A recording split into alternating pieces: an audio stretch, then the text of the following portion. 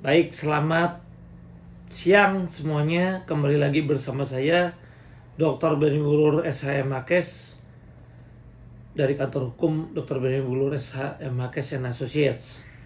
Untuk saat ini saya akan menyampaikan beberapa hal sehubungan adanya dugaan gagal bayar dari beberapa investasi ya, yang saat ini kita juga sudah tahu.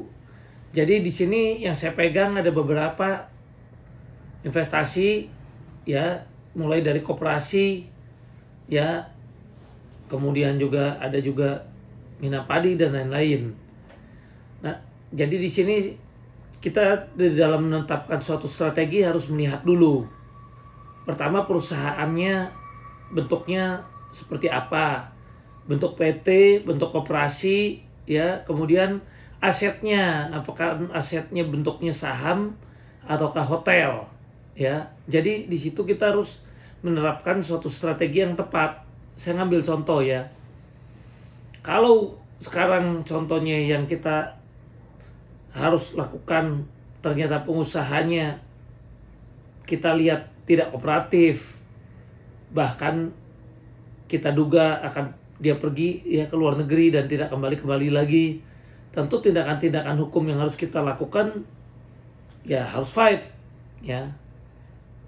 Nah, di sini diperlukan suatu kombinasi ya. Karena di sini saya mau menjelaskan dengan dugaan tindak pidana yang kita laporkan. Jadi biasanya seorang lawyer harus melihat suatu timing dan strategi untuk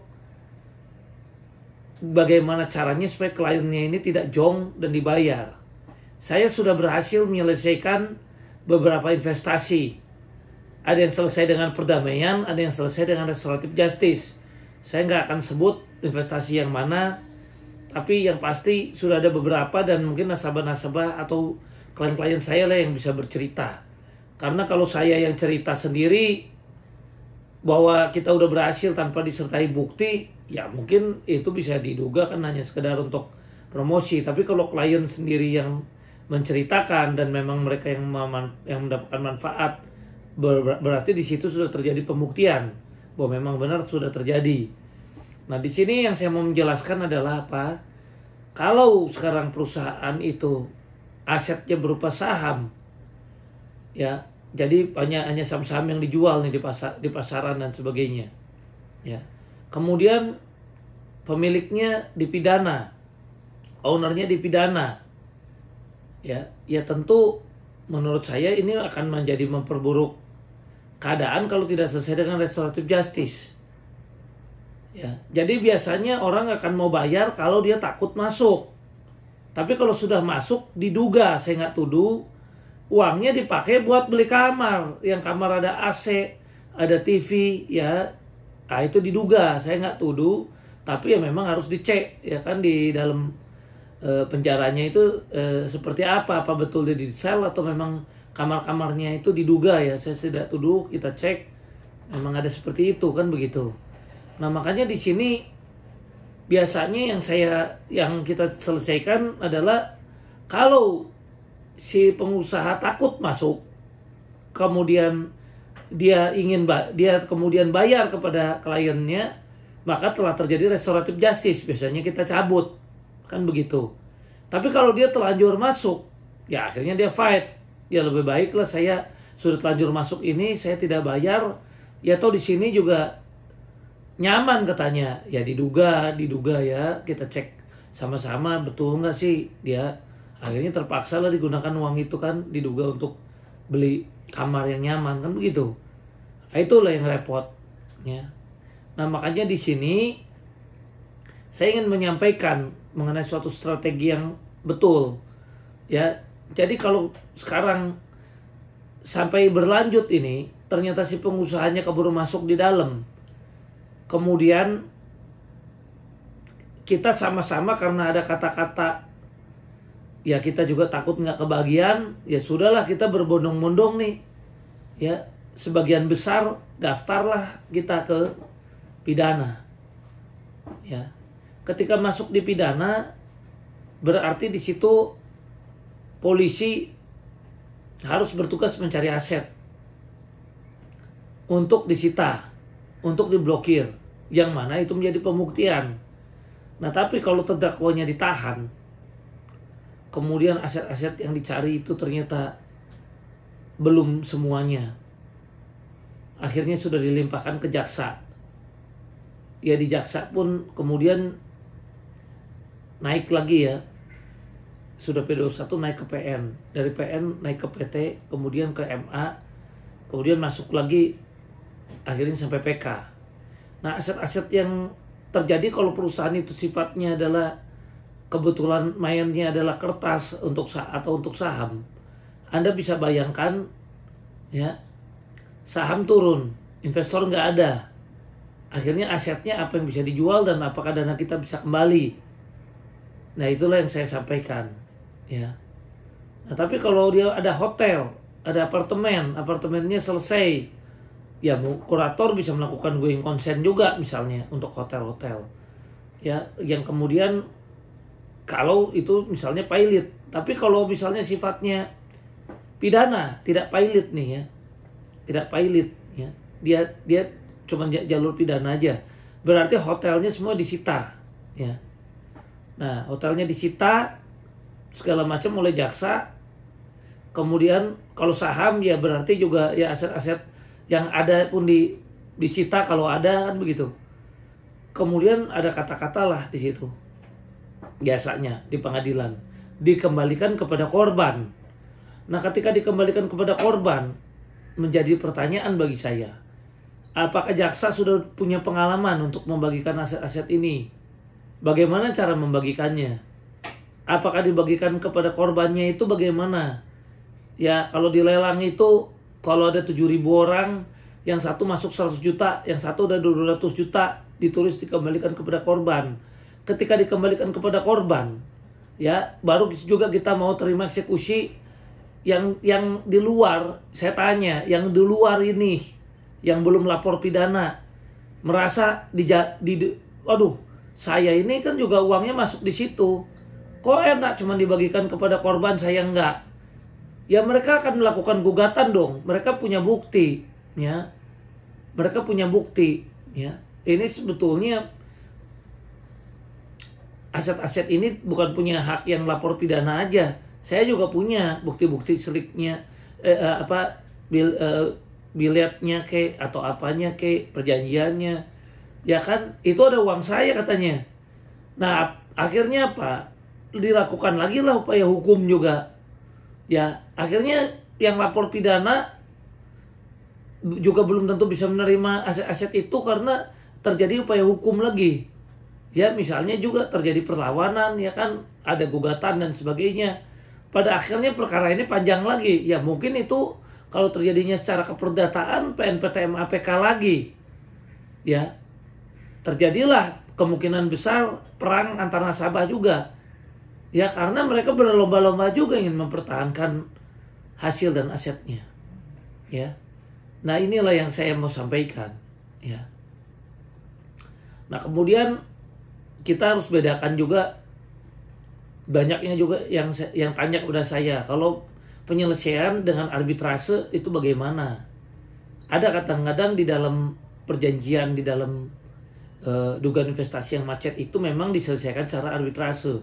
Jadi kebetulan saya juga sudah ikut pendidikannya dan saya lulus dalam ujiannya, baik yang diselenggarakan oleh BANI maupun ACRB untuk sebagai arbiter ya. Jadi di sini kita tahu sama-sama. Ya, kalau arbiter itu kan memang hanya bisa dilakukan apabila diperjanjikan. Kalau tidak diperjanjikan ya nggak bisa ya. Nah, jadi arbiter itu sifatnya final ya. Jadi kalau kita gugat, kemudian kita lakukan permohonannya melalui arbiter itu masing-masing pihak menunjuk satu. Ya, kalau misalnya dipilihnya 3, kemudian yang 2 lagi menunjuk yang satunya lagi. Ya, seperti itu, dan sifatnya final and binding, mengikat.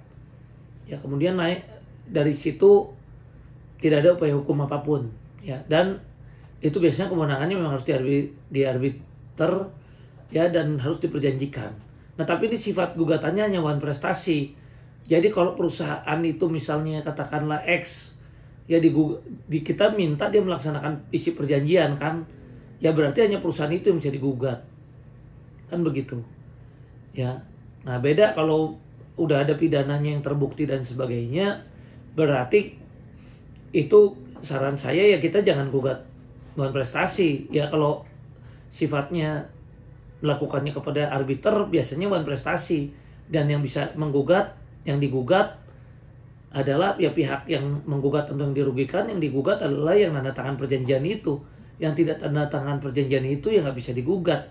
Ya itu untuk arbitrase. Nah kemudian kalau untuk upaya hukum secara keperdataan itu memang kerugiannya kalau tadi lewat arbitrase, jalur arbitrase ya itu final, binding ya, mengikat. Ya. Nah sekarang kalau secara pidana, secara PMH, nah PMH biasanya kalau ketahuan nih aset-aset itu boleh dibilang dialihkan, ada dugaan TPPU, ada cuci uang ya, kemudian ketahuan perjanjian itu dibuat dengan dasar atau sebab yang tidak halal, misalnya dijanjikan dengan hal yang muluk-muluk tapi itu nggak pernah kejadian, diinvestasikan ke perusahaannya yang lain dan sebagainya, ada yang dipakai untuk pribadi. Nah kemudian dilakukanlah gugatan perbuatan melawan hukum ke PNPT, biasanya ke pengadilan negeri ya, dengan dasar 1365 misalnya ketahuan ada penipuannya, cuci uangnya. Nah itu dilakukannya ke pengadilan negeri ya, ke PN, PT, MAPK ya. Jadi PN kemudian nggak puas bisa naik ke PT, yang nggak puas lagi bisa kasasi, nggak puas lagi bisa PK ya. Kalau PK 2 kalau terjadi putusan yang saling bertentangan biasanya ya. Kalau PK karena kekhilafan hakim atau ada novum. Nah ini yang mau saya jelaskan. Nah biasanya di situ berarti mintanya beda lagi, bukan melaksanakan isi perjanjian. Ya malah perjanjian itu karena adanya diduga sudah ada perbuatan yang tidak betul dan ada dugaan rekayasa, yang minta dibatalkan kan, dan yang diminta ganti rugi bukan hanya perusahaan yang tanda tangan yang tanda tangan perjanjian itu saja, tapi mungkin bisa juga yang digugat adalah pribadinya sampai dengan direksi-direksinya, bahkan komisarisnya dan sebagainya. Pokoknya siapapun yang merugikan daripada pihak-pihak tertentu. Apalagi kalau udah putusan pidana, apalagi sudah inkrah, ternyata ada adik, kakak, tetehnya ternyata itu ikut menikmati hasil ya kan. Nah itu bisa ditarik juga untuk pribadinya. Nah, inilah yang saya mau sampaikan bedanya upaya-upaya hukum tadi. Jadi banyak sebenarnya alternatif pilihan hukum yang sebetulnya bisa kita lakukan, tapi seorang lawyer di sini ya harus jeli untuk membela kliennya ya. Nggak bisa kita fanatik atau hanya percaya hanya salah satu cara.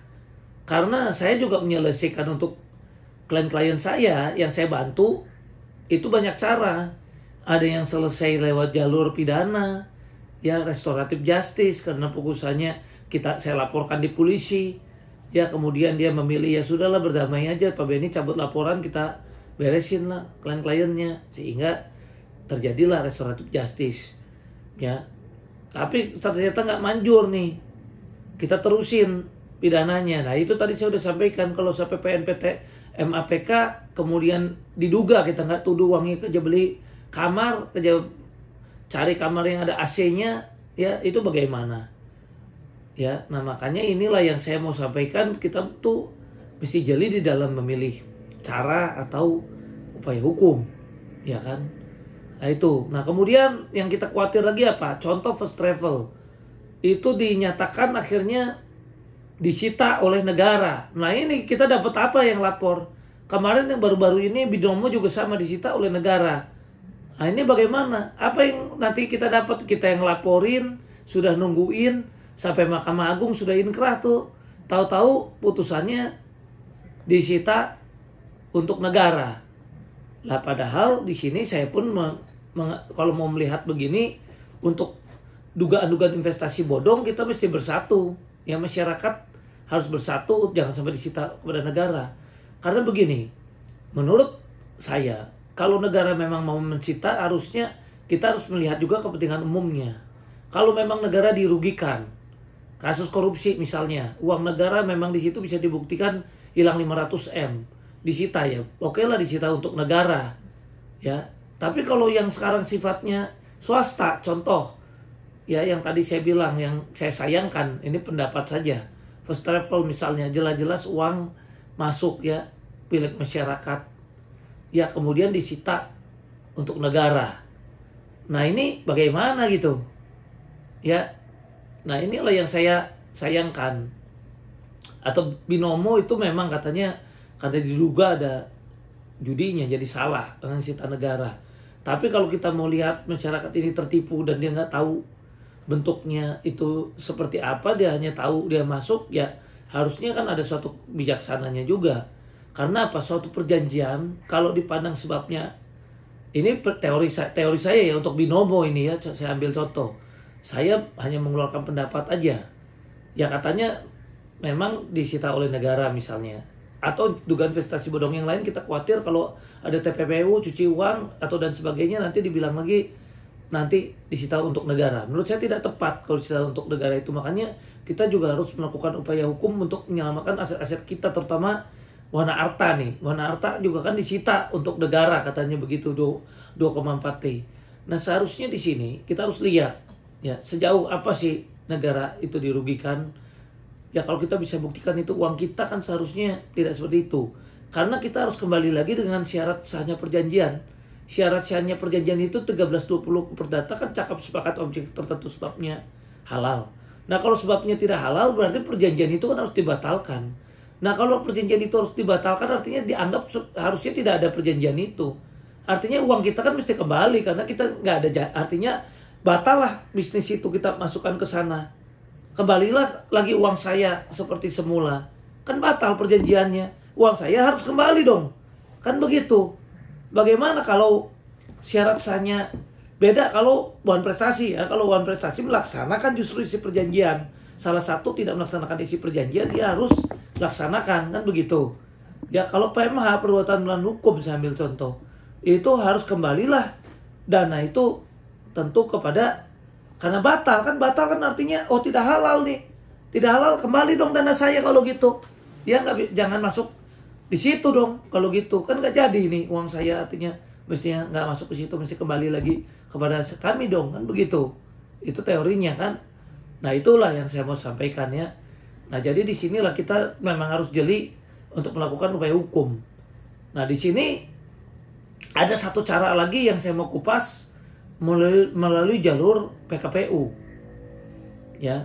Nah, kalau melalui jalur PKPU kita tahu sama-sama ya, PKPU itu dalam waktu 20 hari itu wajib segera diputuskan untuk PKPU. Ya. Nah, dulu dengan pasal 235 dinyatakan tidak ada upaya hukum apapun. Kemudian kemarin ada putusan Mahkamah Konstitusi, akhirnya kalau dikabulkan itu bisa mengajukan kasasi, kan begitu ya. Nah ini yang bedanya adalah apa sih antara PKPU dan kepelitan. Kalau di PKPU itu belum terjadi sita umum, di kepelitan baru terjadi sita umum sebetulnya. Tapi memang di kalau PKPU dikabulkan itu ada upaya untuk dilakukan upaya damai. Jadi dalam 20 hari biasanya hakim memutuskan ya, kemudian pemohon biasanya mengusulkan pengurusnya. Nah, yang jadi masalah pengurus yang diusulkan itu dari siapa? Kalau pemohon yang mengusulkan murni dari nasabah, tentu pengurus-pengurus ini harus kita dukung. Karena pengurus-pengurus ini bisa menguntungkan nasabah. Tapi kalau pengurusnya ini ternyata diusulkannya sebetulnya adalah oleh debitur, yang mana malah menguntungkan debitur, tentu kita mesti fight supaya ditolak. Ya, karena sebetulnya pengurus maupun kurator itu harusnya bersifat independen. Disinilah yang kita juga mesti harus kaji ya, dan waktunya 20 hari ya untuk diputus. Nah kalau udah diputus biasanya masuklah dalam PKPU sementara ya. PKPU sementara itu 45 hari ya. Nah dalam 45 hari itu berunding. Nah kalau memang terjadi kesepakatan ya sudah, terjadilah homologasi kan. Tapi kalau nggak terjadi kesepakatan, tentu mesti bisa ada waktu untuk minta perpanjangan. Nah perpanjangan itu bisa sampai jadi PKPU tetap, biasanya itu bisa sampai 270 hari waktunya ya untuk berunding. Nah kalau memang gagal maka menjadi pilot ya. Nah kalau sudah pilot baru sita umum, nah kurator bisa melakukan going concern atau pemberesan. Ya, nah di situ. Atau kalau kita langsung mohon pilot beda lagi, itu waktunya 60 hari ya, dan bisa kasasi. Ya.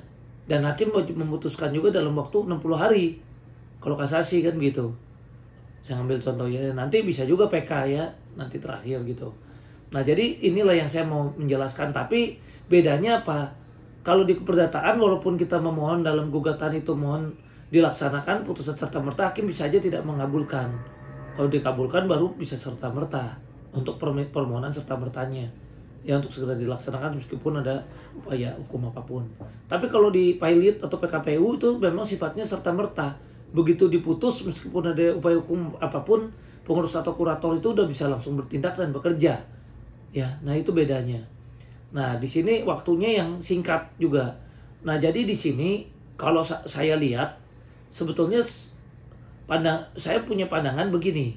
Kalau memang mau dipaksakan jatuh kepada jadi jaksa sendiri juga, kalau dia sulit untuk membagikan kepada para nasabah karena dia juga kebingungan, sebenarnya diatur juga di Undang-Undang Kepelitan demi kepentingan umum.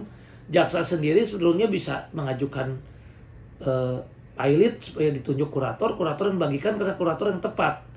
Ya, tapi kalau kita sendiri juga kalau nungguin itu sampai inkrah baru juga diusulkan oleh jaksa, itu pun kalau jaksa mengusulkan, kalau dia tetap mau bagi sendiri dan mesti terjadi kekacauan dan diduga terjadi kekacauan karena antara nasabah juga saling mempertahankan haknya, itu yang repot. Kan begitu. Ya, nah, jadi sebetulnya disinilah kami mohon bantuan dari para klien khususnya dan para nasabah umumnya yang bukan jadi klien saya untuk melihat dan mendengarkan apa yang tadi saya sampaikan, sekedar pendapat dari saya di dalam YouTube ini. Ya, kenapa? Ya saya juga memang melakukan beberapa pengkajian, makanya saya sampaikan. Saya coba melakukan analisa, saya coba bertanya bagaimana menyelesaikannya kalau itu putusannya begini, segala macam di dalam diri saya sendiri. Sambil saya renungkan, saya pikirkan. Jadi kadang kita ribut, kita teriak-teriak minta ini supaya segera pidananya jalan. Udah pidananya selesai, ada kata-kata dikembalikan kepada korban, timbul masalah baru. Yang belum lapor pidana merasa ikut uangnya masuk di situ juga, bikin gugatan buru-buru, melakukan berbagai upaya hukum, melakukan pemblokiran sertifikat. Ya akhirnya perkara itu nggak selesai, malah bisa terjadi perang saudara antara nasabah juga. Kan begitu. Ya, nah jadi di sini apa sih upaya hukum yang baik? Ya harus ada kombinasi, harus ada kekompakan daripada para nasabah, harus ada persatuan. Nah, menurut saya yang tepat, kalau pidana memang tetap harus kita laporkan. Kalau memang itu udah terjadi, ya ada upaya hukum pidana itu memang tersedia kan, dan kita memang kalau memang pengusahanya dengan catatan pengusahanya nggak ada itikat baik mau menyelesaikan. Ya, tapi kalau pengusahanya ini punya itikat baik menyelesaikan, dia mesti mau berunding, mau duduk bersama, ya terus bisa selesai dengan restoratif justice, itulah yang terbaik menurut saya. Atau dengan perdamaian. Karena menang jadi arang, kalah jadi abu, tapi pengusahanya ngotot, ya tidak ada itikat baik, tidak ada kelihatan mau duduk bersama. Terpaksa kan memang kita perang, yang kata aja istilahnya menang jadi arang, kalah jadi abu. Tapi ya daripada dia enak-enak menggunakan uang kita harus fight kan begitu. Nah, tapi kalau kita fight begitu kan berarti harus ada yang kita selamatkan. Nah, berarti upaya pidananya menurut saya, ya pidana ya sudahlah untuk dia dihukum seberat-beratnya sesuai dengan perbuatan yang dia lakukan. Sehingga menjadi pelajaran buat dirinya. Tapi kita harus antisipasi. Jangan sampai gara-gara putusan pidananya nanti disita untuk negara misalnya. Atau terjadi yang tadi saya bilang, karena dikembalikan kepada korban, yang lain nggak terima juga, melakukan berbagai upaya hukum, dan jaksa pun juga akan kesulitan melalui mekanisme apa yang dia mau bagi. Apakah jaksa mau mengajukan permohonan pilot demi kepentingan umum yang kemudian nanti menunjuk kurator, kita nggak tahu. Dan kalau toh jaksa mau, ya itu takutnya jaksa juga melakukannya juga mesti lama juga. Ya kan, nah ini yang kita khawatir. Ya, nah jadi kita harus percaya pada diri sendiri. Nah, kalau percaya pada diri sendiri, apa upaya hukumnya? Ya pidana berjalan, kita para nasabah sendiri harus mau bertindak lagi untuk menyelamatkan. Ya, nah kalau begitu berarti upaya hukum apa? Ya kalau sudah seperti itu berarti kan upaya hukumnya melakukan permohonan pilot. Ya kan? Contohnya gitu, permohonan pilot. Ya. Karena apa? Jadi kalau dia pilot, kurator kan dalam 60 hari langsung masuk. Bayangin, tadi saya udah sampaikan, untuk pidana itu 3 tahun ya baru inkrah. Nah, tapi kalau sekarang kita masukin permohonan, misalnya contohnya kita ngajukin, kalau sudah ada homologasi, kita ngajuin permohonan pembatalan homologasi, saya ambil contoh. Ya, dalam 60 hari pilot. Nah, ketika pilot ditunjuklah kurator-kurator yang independen. Nah, kurator dalam 60 hari kan udah langsung bekerja. Ya, dia melakukan pencarian aset pun bisa terus ya. Dia langsung sambil bekerja, sambil sebagian aset itu ada yang bisa dia lelang, hasilnya juga langsung dibagikan. Yang mana sudah diatur ya. Memang dibagikannya secara proporsional tentunya biasanya dengan para nasabah itu ya, sesuai dengan jumlahnya. Jadi tidak ada yang dirugikan. Sudah ada rumus dan formulanya di dalam membagikan hasil daripada apa yang dilakukan itu. Tapi ya kita juga memang jangan telat daftar ya. Kita juga kalau nanti kuratornya membuka di koran ya segera kita daftar kan gitu, untuk supaya kita dapatkan hak kita. Nah, inilah yang saya mau sampaikan ya. Jadi tadi sudah saya kupas berbagai upaya hukum. Kita harus jeli dan kita harus kadang-kadang melakukan beberapa kombinasi di dalam melakukan upaya hukum ini. Ada upaya hukum pidana dikombinasikan juga dengan upaya hukum tadi. Misalnya pembatalan homologasi, ya kalau memang sudah ada homologasinya dan tidak dilaksanakan, kan begitu. Dan untuk itu tentu kita mesti viralkan dan kita harus juga menempuh cara-cara juga dengan memohon bantuan juga kepada, karena di Indonesia ini no viral no justice. Ya tentu kepada, kalau memang upaya hukum pidana tentu kita juga mesti minta bantuan, menyurati sampai dengan Pak Kapolri, kalau perlu sampai ke Pak Presiden ya. Tapi kalau pilotnya pun juga kita juga khawatir juga ya, kalau terus-terusan juga tidak bisa dikabulkan, kita juga bagaimana gitu. Nah, kita harus juga melakukan upaya hukum tersebut ya. Karena yang tadi saya bilang, pilot itu bukan segala-galanya. Bisa going concern sebetulnya. Kalau kurator lihat ada asetnya mesti bisa dijalankan, ada perusahaannya mesti bisa dijalankan. Kurator kemudian ambil alih, dijalankan. Hasilnya kemudian dibagikan kepada para nasabah, tapi kan di bawah kontrol kurator. Sampai nanti akhirnya ada yang beli, setelah nilainya meningkat perusahaan itu baru dijual. Itu bisa kurator itu melakukan itu. Jadi bukan artinya selalu jong ya. Nah, inilah yang saya bilang, pilot itu bukan artinya habis segala-galanya, enggak. Ya, pilot itu kurator bisa melakukan pemberesan, bisa juga untuk sementara melakukan going concern. Ya. Nah, ini yang saya mau sampaikan. Nah, saat ini saya juga sudah sedang melakukan upaya hukum pembatalan homologasi untuk Koperasi Praciko. Ya. Kemudian juga melakukan pembatalan homologasi juga ya untuk Indosuria, Koperasi Indosuria. Ya, nah ini saya mohon dukungan. Ya, tolonglah suratin, kita mohon bantuan ya, kemudian kalau ada yang kenal media massa dan sebagainya, supaya ini viral. Supaya apa? Hakim tidak ragu. Ini untuk kepentingan umum ya. Karena kalau memang nanti ini bisa dikabulkan, ini akan menguntungkan kita ya. Satu lagi, saya sedang melakukan upaya hukum juga, memohon persetujuan OJK untuk supaya bisa dipilotkan. OJK ada berpendapat katanya, kenapa tidak waktu saya pertemuan ya, untuk lagi membahas kasus Wana Arta di sini ya. Nah, kata OJK, ya ini nanti kalau misalnya terjadi, ada nggak Pak Ben katanya yang lain selain pilot, misalnya likuidasi. Saya bilang, Pak, kalau perusahaan Wana Arta likuidasi, pelaksananya direksinya sendiri yang kita juga duga nggak percaya dan dikontrol oleh OJK, yang saat ini pun kami juga bingung OJK apa yang bisa dilakukan di dalam kontrol dan pengawasannya. Karena kalau dalam likuidasi, contoh Wana Arta, saya mau jelaskan, Wana Arta di sini udah boleh dibilang udah jatuh lah harga sahamnya semua. Ya, aset-asetnya pun udah nggak tahu dari mana. Yang diduga justru dilarikan ke beberapa perusahaan, baik ke PT Faden maupun kepada pribadi-pribadinya. Ya. Nah, di sini yang mau jadi pertanyaan ke saya. Ya, yang jadi pertanyaan untuk kita semua. Kalau dari OJK itu tidak mau mengabulkan kepada kita untuk dilakukan pilot, Nah kita suruh nungguin nih, Evelyn sama Manfred kapan ketangkepnya. Ya, kalau pidananya itu nanti yang 3 tahun, 4 tahun lagi baru akhirnya di sidang ada kekuatan hukum.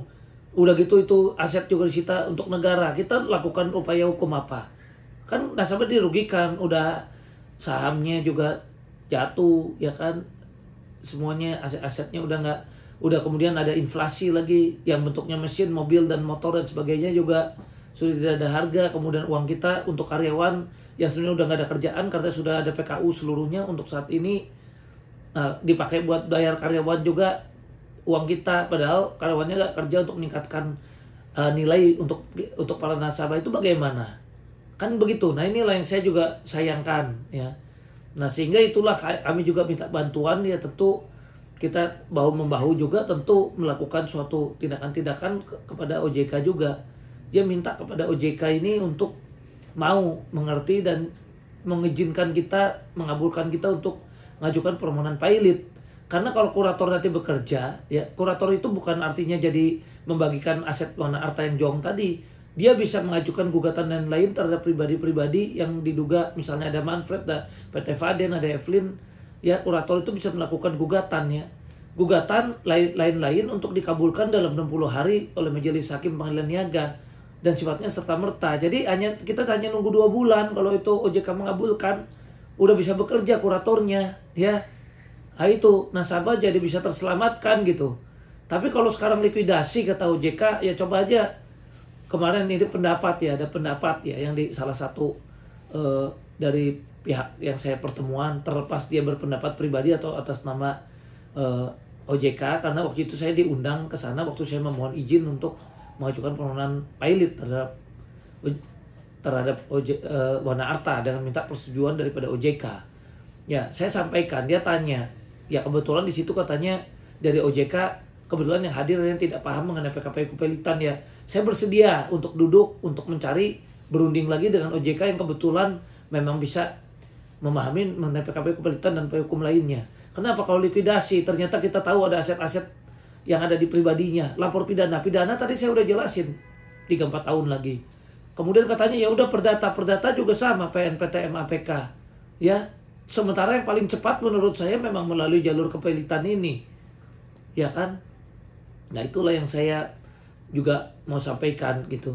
Nah, sehingga di sini saya mohon untuk bantuan dari para nasabah ya untuk mendukung kita, dan saya juga akan segera memasukkan pembatalan homologasi untuk PT-PT yang lain yang OSO contohnya ya, itu ada PT Mahkota, Wonderfell dan sebagainya. Jadi upaya pidananya jalan, kemudian upaya pembatalan homologasinya pun harus kita lakukan ya. Kalau yang belum tentu kita ajukan ya, kalau bisa berunding ya permohonan PKPU, tapi kalau nggak bisa berunding ya permohonan pilot yang sudah ada homologasinya, kita pembatalan homologasi supaya dipilihlah kurator-kurator yang independen. Dipilihlah kurator-kurator yang tangguh, yang benar-benar punya integritas, yang bisa membantu membela untuk dengan nasabah. Dan kurator jangan lupa juga ya, kalau kita tunjuk di kurator lihat ini sebenarnya nggak pantas untuk disita jaksa atau disita negara, kurator itu boleh melakukan upaya hukum juga ya, melakukan gugatan. Saya ambil contoh waktu saya mengambil gelar doktor, saya melakukan penelitian ya mengenai waktu itu yang kebetulan saya melakukan penelitian mengenai kewenangan seorang kurator yang mau jual asetnya tapi juga ada sita pidana. Nah ini bagaimana caranya? Nah itu saya lihat ada koperasi Pendawa, itu kuratornya melakukan upaya hukum ya, kemudian gugatannya itu dikabulkan ya, sehingga aset yang tadinya disita oleh jaksa masuk kepada budal pilot ya. Nah itu contohnya. Jadi kurator bisa melakukan upaya hukum untuk gugatan yang lain supaya masuk ke budal pilot, supaya jangan uang kita dikit-dikit nanti gara-gara kita lapor pidana juga ada resiko juga, tahu-tahu disita untuk negara. Ini yang repot ya. Nah makanya kita harus selamatkan juga dengan cara-cara yang cepat. Nah kebetulan undang-undang kepelitan kita, Undang-Undang Nomor 37 Tahun 2004 ini mengatur mengenai hal itu, acara cepat dan sifatnya serta-merta.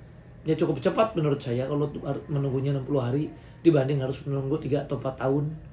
Ya, jadi demikian yang ingin saya sampaikan. Saya sudah kupas beberapa upaya hukum ya beberapa trik dan strategi yang menurut saya segala trik dan strategi ini tentunya harus dilakukan secara bergotong royong ya, untuk para nasabah dan klien-klien yang percaya kepada saya ya saya ucapkan terima kasih sampai atas kepercayaannya ya. Ya mudah-mudahan ada hasil yang baik untuk kita semua, dan seandainya ada kata-kata atau ucapan saya yang kurang berkenan ya saya mohon maaf sebesar-besarnya ya. Jadi disinilah yang saya sekali lagi mau sampaikan ya. Demikian dari saya, salam sehat.